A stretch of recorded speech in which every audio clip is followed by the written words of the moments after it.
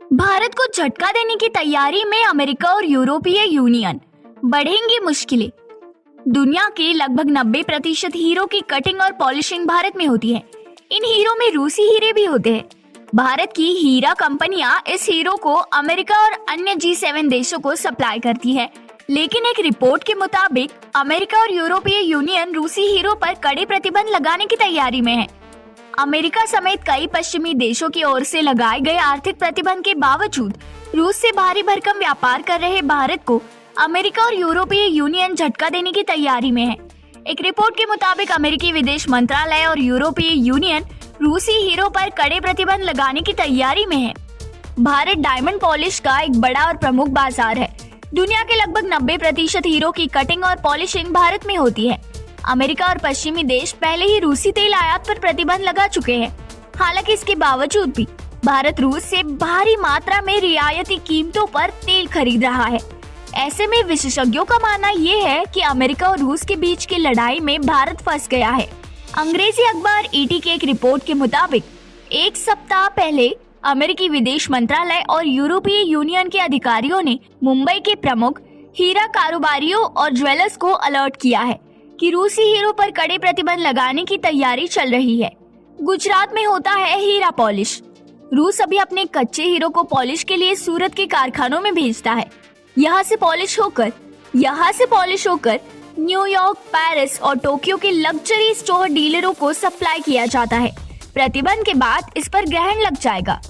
दरअसल वर्तमान में बिना पॉलिश किए हुए हीरो को गुजरात के कारखानों में 4 C's मतलब कलर, कैरेट, कट और क्लैरिटी से गुजारा जाता है। इसके बाद देश की हीरा कंपनियां इस कटिंग और पॉलिशिंग हीरो को अमेरिका और अन्य G7 देशों को सप्लाई करती हैं। बिना पॉलिशिंग हीरे की पॉलिशिंग के बाद इसके हार्मोनाइज सिस्टम कोड में बदलाव किया जाता है, जिससे क्रॉस बॉर्डर ट्रेड के दौरान माल की पहचान की जा सके।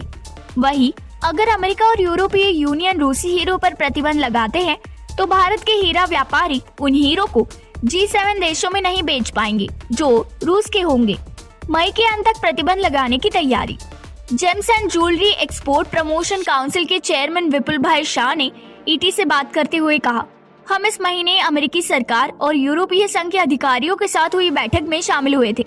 वहां हमें बताया गया कि अमेरिका और अन्य G7 देशों में बेचे जाने वाले रूसी हीरो पर सख्त प्रतिबंध लगाने की तैयारी चल रही है। विपुल शाह ने आगे कहा कि अमेरिका और यूरोपीय यूनियन मई के अंत तक इस प्रतिबंध को लागू कर सकते हैं। ज्वेलरी काउंसिल के चेयरमैन ने आगे कहा, हमने उन अधिकारियों को सुझाव दिया है कि इस प्रतिबंध को धीरे धीरे लागू किया जाना चाहिए, क्योंकि बिना पॉलिशिंग हीरो के बारे में ये पता लगाना मुश्किल है कि ये हीरा कहाँ का है, क्योंकि इसका पता लगाने के लिए कोई तकनीक नहीं है। ऐसे में अचानक से इस प्रतिबंध से डायमंड उद्योग का नुकसान होगा, क्योंकि रत्न और आभूषण के लिए अमेरिका सबसे बड़ा बाजार है। वहीं डायमंड उद्योग से जुड़े एक अन्य व्यापारी ने कहा कि इस मीटिंग का उद्देश्य G7 बैठक के दौरान लिए गए फैसलों को अमल में लाना था। उन्होंने ये भी कहा कि फरवरी 2023 में आयोजित G7 बैठक में ये निर्णय लिया गया था कि रूस के डायमंड ट्रेड को कम किया जाए, क्योंकि रूसी राजस्व का बड़ा हिस्सा डायमंड ट्रेड से आता है। भारत रूस व्यापार उच्चतम स्तर पर। यूक्रेन युद्ध के बाद से ही भारत और रूस के बीच व्यापार में रिकॉर्ड वृद्धि दर्ज की गई है। पिछले कुछ वर्षों से हीरा कंपनियां अपने आयात में विविधता लाने और अमेरिकी खनन कंपनी De Beers पर निर्भरता कम करने के लिए रूसी खनन कंपनियों से कच्चा माल खरीद रही हैं। चूँकि रूस पर आर्थिक प्रतिबंध लगा हुआ है, वैसे में हीरा कंपनियां दुबई के जरिए रूसी हीरो को खरीदती हैं, क्योंकि यहाँ भुगतान प्रतिबंधित डॉलर के बजाय दिरहम में करना होता है। लेकिन रूस यूक्रेन में जारी युद्ध के कारण अमेरिका और यूरोपीय यूनियन जल्द ही रूसी हीरो पर प्रतिबंध लगा सकते हैं। ऐसे में भारत के हीरा व्यापारियों को डर है कि रूस के साथ इस डील को रद्द करना पड़ सकता है। एक डर ये भी है कि इस प्रतिबंध के बाद G7 देशों की बाजारों में उनकी बिक्री प्रभावित हो सकती है। इंडस्ट्री के आंकड़ों के अनुसार भारत ने अप्रैल 2022 और फरवरी 2023 के बीच रत्न और आभूषणों का कुल सकल निर्यात $34.86 अरब का किया है, जो कि एक साल पहले की तुलना में 2.18% कम है। कट और पॉलिश हीरो के निर्यात में भारत नंबर 1। अमेरिका के इस प्रतिबंधी को लेकर भारतीय हीरा व्यापारी इसीलिए भी चिंतित है, क्योंकि भारत कट और पॉलिश हीरा के निर्यात में नंबर 1 है। 2021 में निर्यात किए गए कुल कट और पॉलिश हीरे का लगभग 33% निर्यात अकेले भारत ने किया है। वही सबसे ज्यादा रत्न और आभूषण निर्यात की बात की जाए तो gem and jewellery analytical reports के मुताबिक स्विट्जरलैंड के बाद अमेरिका को भारत ने सबसे ज्यादा रत्न और आभूषण निर्यात किया है। साल 2019 से 2021 के दौरान भारत ने सबसे ज्यादा रत्न और आभूषण स्विट्जरलैंड को निर्यात किया है।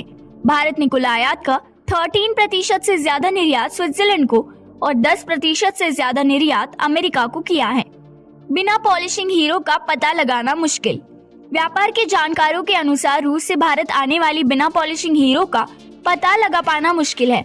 हालांकि कुल आयात हीरो का लगभग 10% रूस से प्रत्यक्ष तौर पर भारत आता है। ये मात्रा और भी ज्यादा हो सकती है क्योंकि यूएई और बेल्जियम जैसे देशों से भी रूसी हीरे भारत में पॉलिशिंग के लिए आते हैं। एक अन्य हीरा व्यापारी ने कहा, हीरो के बारे में ये पता लगाना कि ये कहाँ का है लगभग असंभव है। उसमें भी रूस पर अमेरिका और यूरोपीय संघ के रूप को देखते हुए बहुत कम निर्यातक ही ये बताएंगे कि ये हीरा रूस का है। लेकिन बाद में अगर ये पाया जाता है कि हमने प्रतिबंधों का उल्लंघन किया है तो अनजाने में ही खुद पर प्रतिबंध लगा बैठेंगे। संभव है कि मुकदमा भी चल सकता है। ऐसे में अमेरिका और यूरोपीय यूनियन का ये निर्णय भारत ही नहीं बल्कि कई देशों की हीरा कंपनियों को प्रभावित करेगा। आपकी इस विषय में क्या राय है जरूर बताइए। वीडियो को लाइक कीजिए और चैनल को सब्सक्राइब कीजिए।